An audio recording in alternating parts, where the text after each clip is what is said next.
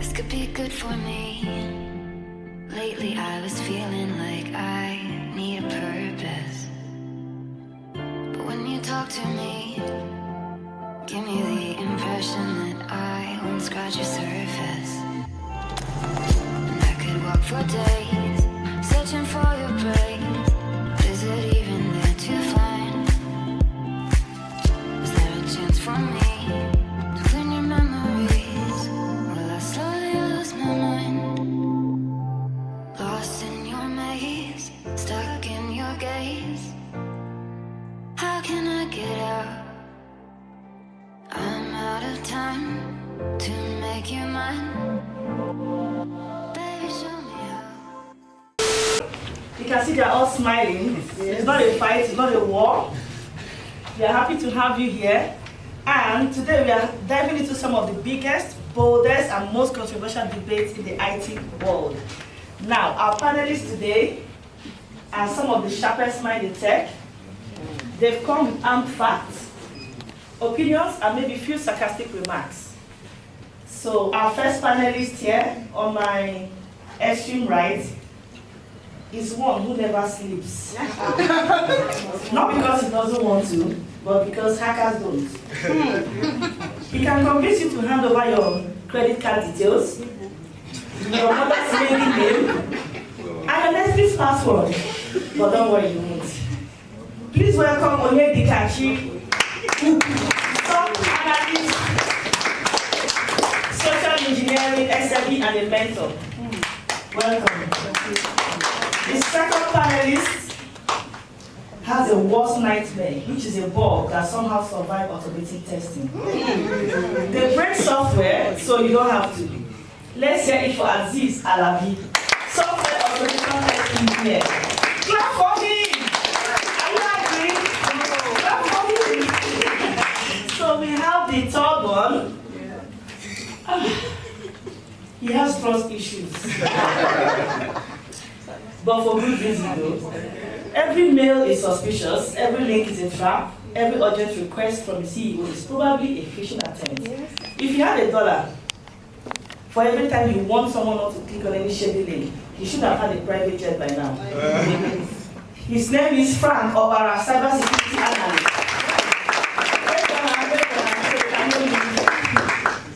The last but not the least panelist is a tech hero, superhero. Wow. He keeps the bad guys out. He builds firewalls, set up security policies, and roll their eyes when people use 1, 2, 3, 4, 5, 6 as password. If your data is safe, think it's the one. Welcome Austin Orumwenze, cybersecurity analyst. So let the clash begin. Now, quantum computers, we have Team A and Team B. Team A, can you wave to the audience, please? Okay. Team B, clap for Team A. It's very easy.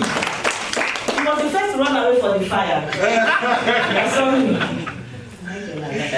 Team B, can you wave to the audience, please?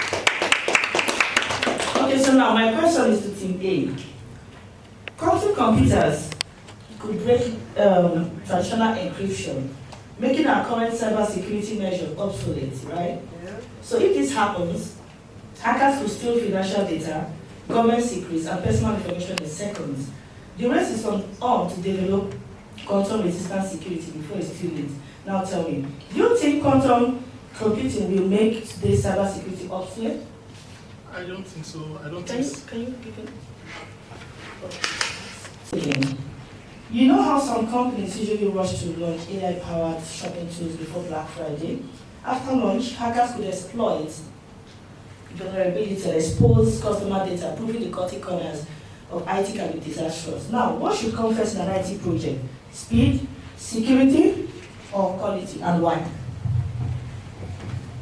Yeah, I think quality should come first in an IT project because when you have to do stuff and also make sure your system is not vulnerable to attack, there are a couple of things that we do. As a software tester, I use like doing security testing. I make sure the system is not vulnerable to things like cross-site scripting, broken authentication, SQL injection, and a couple other things, you know. And also, when we prioritize quality, our products we have lesser bugs, lesser issues, which we then have secure. Our system will be secure by default, you know. But let's, for instance, we have a poor quality product. We have a lot of security breaches, which will be very expensive to fix. But quality first approach will actually reduce this potential future security cost. And also, let's, for instance, now, a good quality product will make sure with a good quality product, right, in a good place, but without, and again, I used to say one thing, security is like a continuous stuff. It's not something you need to do first, but quality, you need to start from inception. I could do a release now, post-release, I could do security, but post-release, I can't start with quality. It needs to start from inception. So I think, with this case, I think quality should come first, then security follows. I would disagree with that. Okay. I would disagree with that, and here's why.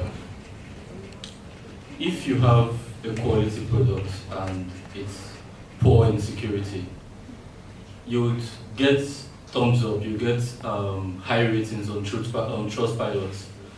Customers would always purchase your product, but just in one instance when there's a security failure, when there's a security breach because you didn't implement security by default, just like what Andy said, in every aspect of your architecture, from writing the code to publishing to deployment, everything, you have to be security focused.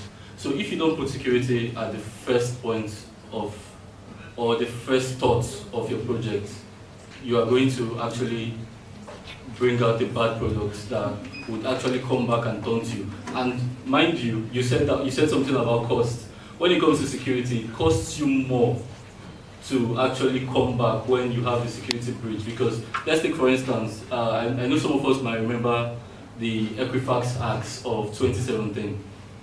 Now, Equifax had a very good product, very good quality, but they compromised on security at some point. Now, in that case, there was a data breach which cost them billions of pounds. And this data breach, they kept paying these billions of pounds all through the year. Nobody bothered about quality at that point. So I would always stand for security first. Yeah, but do you know we can have a good quality system, a system that is fully secured, but it's not built for purpose. We can have a system fully secure, but it's not doing what it's expected to be doing. But a good quality product, I think it's top notch. I'll disagree again, right? So, I disagree. yeah, let me come in, just 1 second, let me come in. You said you have a good quality product, right? Like I mentioned Trustpilot, your customers will give you 3 over 10. Would you rather get a 5 over 10 rating and then lose your reputation? Because when there's a data breach, you lose your reputation, you're not coming out from that. Reputation takes years to build, very long time to build. Yeah, once you go down, you're not coming back. I actually said something about, doing testing and also ensuring quality. When I'm making sure this system is not vulnerable to attack, I'm testing while ensuring quality, making sure I'm prioritizing quality first. It's not that security will not be prioritized, but it should be later. After post-release, we can do security. Security is built on quality. On quality. Yes. Without quality, there is no security. You cannot build quality on security. You build security on quality. I mean, security. But I will still tell you this. You will build security on quality. Without quality, there is no security. Final one. Again, I disagree. So I'll tell you something. Now let's use an example. I'll stick to your time. Let's use an example. Let's take a mobile banking application, right? You can make transfers with your mobile banking application. You can take loan. That's good quality, right? You agree? That's good quality. Now take, for instance, there's a data breach where customers' data are actually intercepted, and then they could log into customers' app to make transfers. Now, your quality would not matter at that point. Your customers have lost trust. You lose all your customers. What if I write the code and the code is instead of withdrawing 1,000, you're withdrawing 1 million? If you prioritize quality, we're having a system that is reliable, a system that is scalable, one that is fit for purpose, and how we secure by default. Honestly, That's not secure by default. Secure by we default. definitely because, When you're designing. like I said, we can actually do post-release on security. But imagine having an app now, and after post-release, then I'm now ensuring security. You should start from inception. But security can be pushed with this because it's a continuous stock. Let me tell you one thing. Security is a continuous stock. I can do like security updates after my release, but I can't do. Sorry, I'll stop you now. We can continue that during break. As you can see, I'm hungry. So, you don't have fire running for that fire. So we have another question. This is today as well. Will AI take over cybersecurity jobs, or will there always be need for human experts?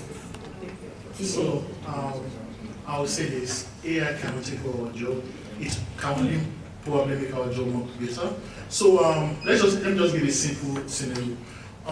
We always have this our spam mail. Sometimes someone sends you a genuine mail, it goes into spam because of AI. That is false positive. I don't know if people that are into cybersecurity, we have false positive, we have true positive. So you still have to have this human involvement in cybersecurity. Yes, I have a system, our SOC platform where we use to work. So many times you have so many AI satisfy this as safe, but the IP is malicious. Did you know it's malicious? So if you classify that as safe and the user click on that, there will be so many things going on in that, so many ransomware, so many malicious activity going on in that organization. So we still need that human input. We still need to review it. AI is not perfect. AI cannot take over our job. It can never take over our job. We develop AI. AI is here to stay. They're our children. So they can always be This is interesting. Do you agree with him? What do you have to say? I think I'm going to agree with him on that aspect because AI has because AI has come to enhance and to make it better, but it cannot necessarily take it away in total because you need, like he said, you need that human input. Obviously, AI cannot do everything by itself. It needs humans to always give it that command to do this and that, and it also has some vulnerability too as well. So you need humans as the key factor in that. So AI is not going to take our jobs away. I would agree also. But I just want to put in something because this is a very tricky topic, right? Let's remember when robotics came out and it was used for mechanical plants, assembly of cars. We all thought that was the end of mechanical engineers and assemblies, but up till now we still have people working assembly cars. So it's never going to take our jobs. It's just going to make our jobs better.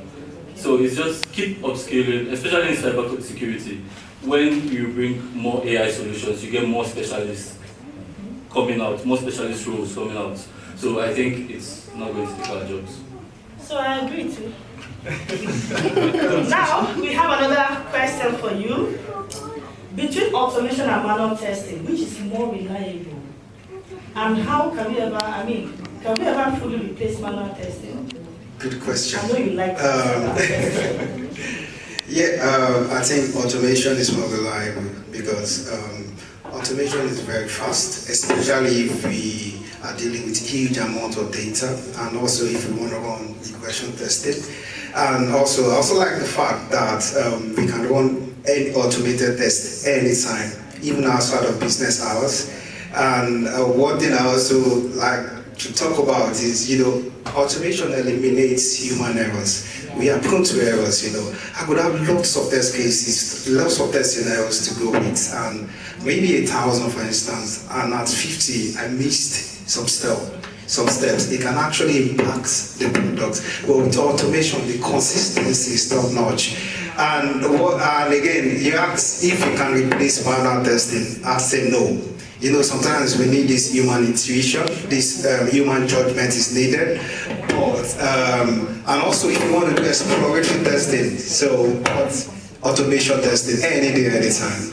I go with automation. I would. He said something about automation is top notch and you will not make a mistake. That's totally wrong. And I would point you to the CrowdStrike. I think Nicky Webb, or was it Andy that mentioned about the CrowdStrike blue screen of death that happened just a year ago. So what happened then, if you read the RCAs, was they did they relied more on automation updates or automation deployments, pushing their sensor updates straight up. So if they actually focused more on manual testing, by manual testing I mean test the deployments before on test servers, follow due process of change management before you actually implement on production. Even if you're implementing on production, you don't go full scale on critical servers or critical environments.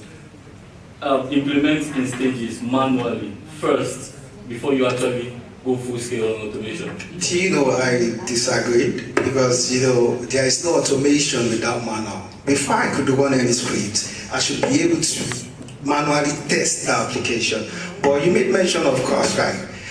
Yeah, they push an automated test updates and they actually impact the system. Are you telling me, even if it's done manually, it won't impact it? A lot of companies push automated updates every day, thousands, millions every day. Microsoft, Google, Netflix push automation testing every day. But because these automated updates are not actually affected, because of the one that are affected, that is impacted, should we roll out the rest? No. No, if you so remember, the test works very fine. Yeah, I guess if you remember, like our colleague spoke recently.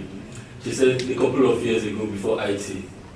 Now, many years ago, if you remember, there were a lot of failures.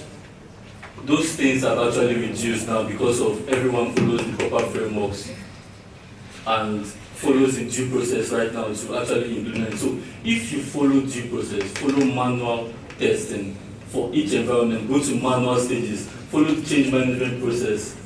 I disagree again. I have one question for you. If you manually, 1 second please, if the manual testing, when you do stuff manually and we had issues, how are we going to roll back? If we do it automatically, we can roll back and do an hotfix. But with manual testing, it will take you months. Yes. Thank you very much for that. Now, should certifications hold more weight than practical experience in tech roles? I'm very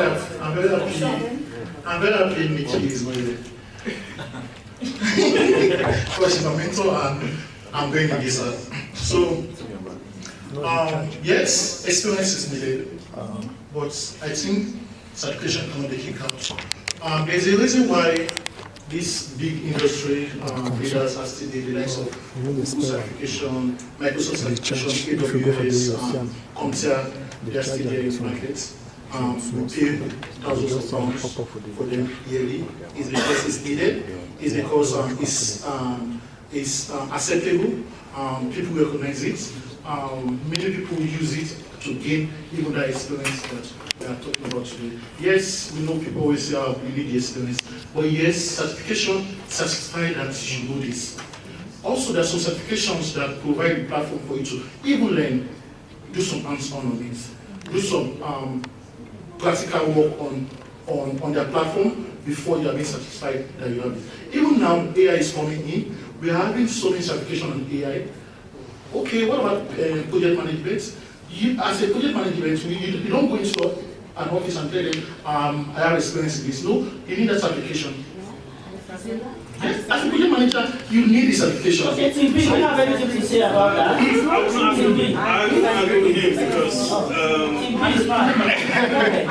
wouldn't agree because people would have all the certifications in the world and have no form of knowledge. A whole lot of people could go to a job description, see what is needed, get certifications maybe last week for the job, to apply for the job next week or something. So certification, maybe if you're trying to get an entry role, that could help. But if let's be honest, you're not going to employ someone who has papers and he doesn't have any form of experience, right? So experience is hands-on, is the most important thing. You've said something quite important, because as an entry-level person, you don't have the experience, you need certification. When the HR guys are employing you, take for instance, you just leave school and you come into the market, how do you get the experience without certification? I like that question, right? So, when it comes to certifications and practical experience, certifications would get you to the door. But what takes you in and keeps you there is your practical experience. Oh, this is wonderful. Now, let me finish. Let me finish. You will understand why. So, thank you very much. When it comes to, I'll soon raise fire alarm again. I think certification proves to the employer that you have like an up-to-date skills that meets industry standard. So when it comes to technical roles, I'll focus more on technical roles right now. Would you rather employ someone that has not been battle tested? So when technical roles are more of a battle, let's take for instance a cybersecurity role. You would employ someone that crams and pours in exam. Not everybody. People that satisfy.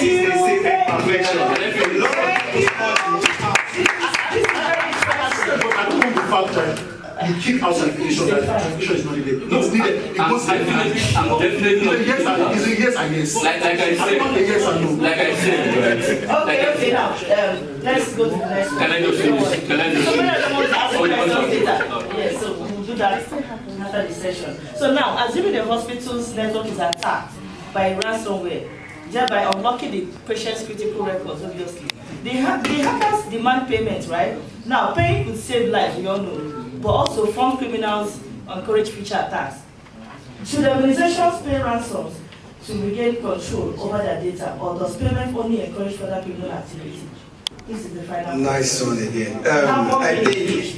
I think a lot of companies in the past, why did they maybe because they want a quick fix? Maybe you said something about the hospital, our priority is to protect lives. When we have an application that is down and has a long downtime, it can actually impact the hospitals, which then could lead to several people. So we don't want that. So we have to prioritize life. And a lot of people care about their reputation. Companies care about reputations. If you now like, after 1 week, what do you want to do? Do you want to close down the business? You can pay.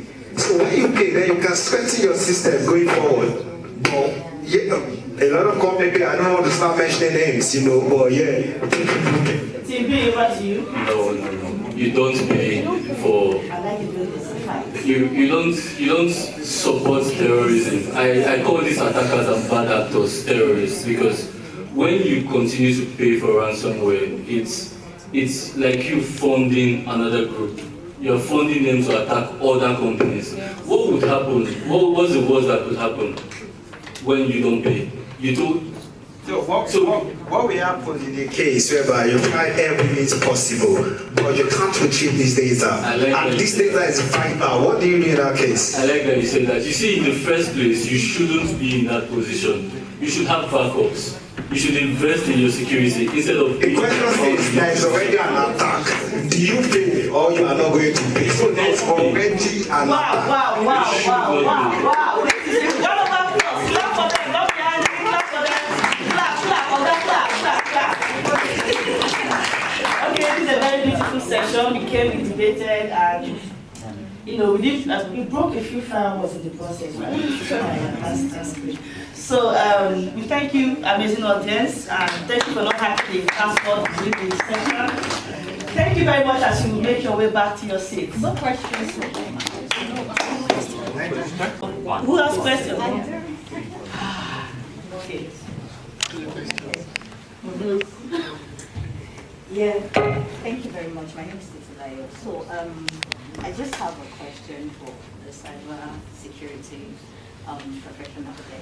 Okay, so you mentioned that I'm also a cybersecurity professional. I'm not trying to encourage what's not, but then I'm just quite inquisitive, and I'm like, okay, so you mentioned that we're not supposed to pay. So I'm here thinking, what if a company's domain is being held hostage? in this situation, what are they supposed to do? Because they need, yes, they should be backup, they should be incident response and all of those things. But now, maybe this might just help in my professional career going forward. But now the attack has happened already. It's not like it's maybe a vulnerability or the threat or something. It's happened already. What are they supposed to do? I'm just curious. Okay, in this instance, it's happened. You know, when it happens like this, instead of paying, you should report to security agencies. You know, most of these ransomware, they use encryptions that have decryption tools that are available to most of the security agencies. So first of all, report these things, and you see that most of the time, before you even go pay, these things are already decrypted.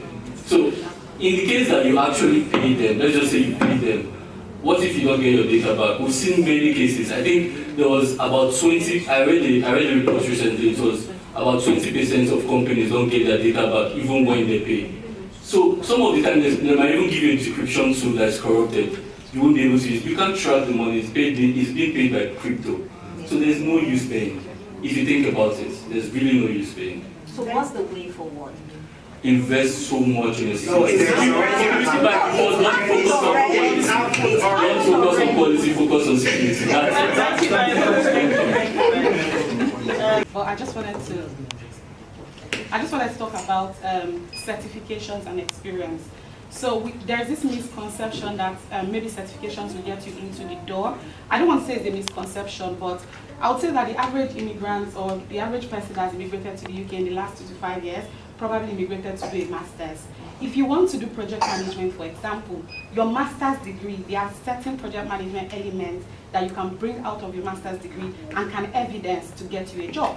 So you do not need a Prince 2. I can sleep and wake up and do a Prince 2. You do not need to do a PMP, for example.